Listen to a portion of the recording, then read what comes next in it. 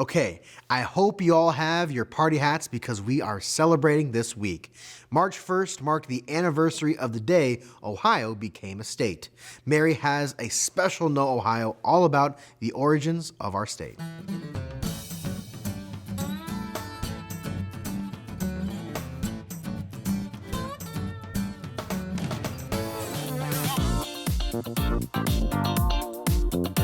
Oh, don't mind me.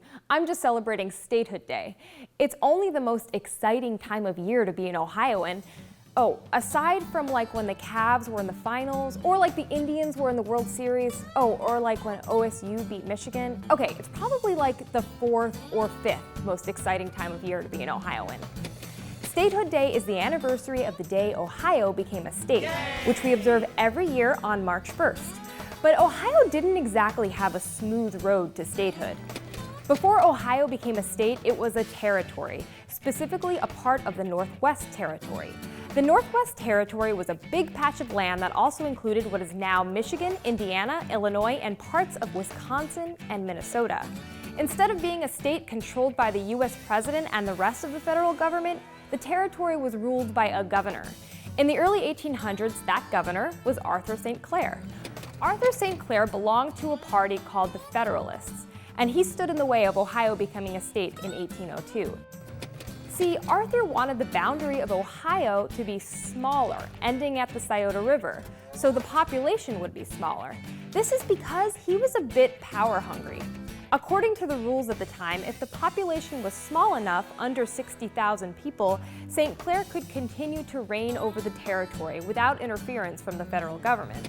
But a different political party in Ohio, the Democratic-Republican Party, led by men like Thomas Worthington, Nathaniel Massey, and Edward Tiffin, wanted statehood. And they asked the federal government for help.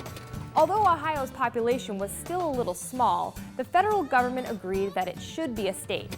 And on April 30th, 1802, President Thomas Jefferson signed the Enabling Act. This act called for Ohio to be made a formal state as soon as possible. But that didn't stop Arthur St. Clair, the Federalist, from making a stink about it. St. Clair wanted to delay statehood and told the framers of the Ohio Constitution that they should ignore President Jefferson's Enabling Act. Instead of doing that, the Ohio delegates ratted him out. They told President Jefferson all about the smack-talking St. Clair was doing, and Jefferson promptly fired him.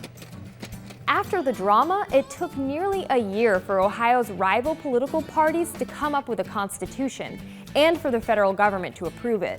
A constitution is a set of rules that guides how a country or state works.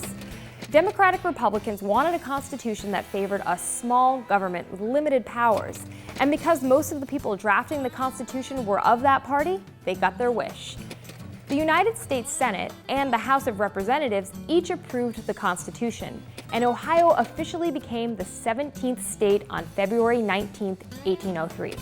But wait, then why do we wait till March 1st to celebrate Statehood Day? Well, that's because March 1st, 1803 is when Ohio's General Assembly met for the first time. Let's hear it for Ohio. Happy 222nd birthday to our state. And we want you to help us celebrate. For our Write to Us this week, we'd like you to create a birthday card celebrating our state. Students can share their birthday messages with us by using our inbox form online or sending us an email to newsdepth@ideastream.org.